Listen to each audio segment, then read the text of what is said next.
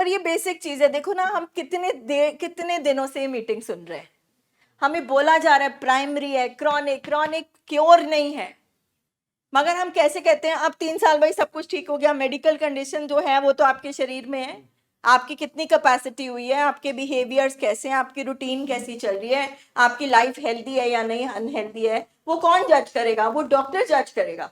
जब हम डॉक्टर से राब्ता ही नहीं रखेंगे तो कैसे करेगा? दूसरी बात, मान लीजिए मुझे कैंसर हो जाए, ठीक है, कुछ देर मैं शॉक में रहूं, ग्रीफ में रहूं, फिर मैं अपने साथ सेल्फ टॉक करूं, चलो कोई बात नहीं अब हो गया, अब कहां से मैं अपने आप को समझाऊंगी? कहां से? यहां से। अब जब हमारे पेशेंट का यही खराब है, वो कहां से वो सेल्फ टॉक करे? देखो ना, पेशेंट को समझ आई, अभी तो हमें नहीं समझ आई, प्लस ये सब चीजें तो है ही है, इतना कुछ तो खराब है और इतनी देर से खराब है। आपको तो अब दिखा ना, अगर इतनी रिसर्च के बाद WHO बोला कि इनविजिबल इलनेस है तो है, नहीं दिखी हमें, जब प्रोग्रेस कर गई तो हमें दिखी। तो इसका मतलब ये नहीं कि अगर 1 महीने से प्रोग्रेस दिखी तो 1 महीने से बीमारी है, बीमारी तो बहुत पुरानी चल रही है। बिहेवियरल इशू है, उसके मूड इशू है, उसके इमोशंस के इशू है, उसको अपना इमोशंस बैलेंस करना नहीं आता, मूड बैलेंस करना नहीं आता, उसके रिश्ते खराब हो रहे हैं, उसकी रेपुटेशन जा रही है, पैसा जा रहा है, इतना कुछ तो हमने रिकवर करना है। तो एक ये चीज है, दूसरा हमारी एक्सपेक्टेशंस, हम सब कुछ पेशेंट पर नहीं डाल सकते। हमारी जो ख्वाहिशें, हमारा जो पास्ट है, हमारी जो पर्सनैलिटी है, हमारे जो कैरेक्टर डिफेक्ट्स हैं कि भाई फलाना फलाने का बेटी तो ये कर रही है, मेरी बेटी क्यों नहीं कर रही है? तो जब मेरे अंदर से अर्ज आएगी कि मेरी बेटी भी करे तो मैं भूल जाऊंगी कि बीमारी इसको क्योंकि बीमारी में जब ट्रीटमेंट में हम आते हैं वो ठीक भी होते हैं, हमारे पेशेंट नॉर्मली बिहेव करना शुरू कर देते हैं।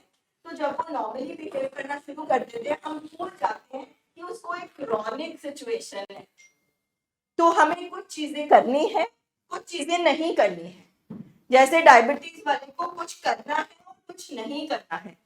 अगर एक हार्ट का पेशेंट है तो कुछ डूज है, कुछ डोंट्स है।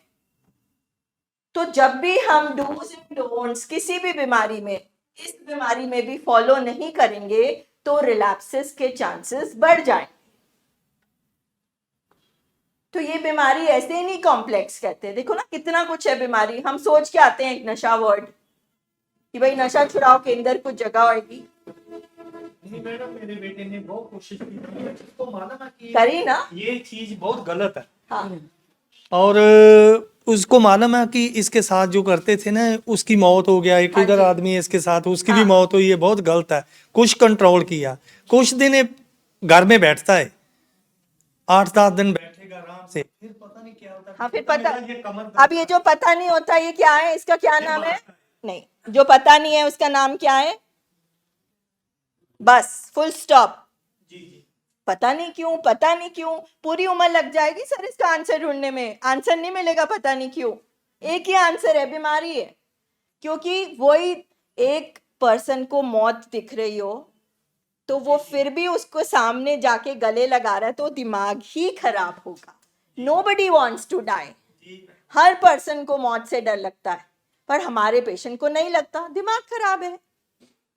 तो जितने सवाल हमारे दिमाग में घूमते हैं ना, पता नहीं ऐसा क्यों, ऐसा भी छोड़ लिया, कंट्रोल भी कर लिया, अपने दिमाग को इतना मत थकाओ, ऑलरेडी इतना थका चुके हो। Just accept it is illness.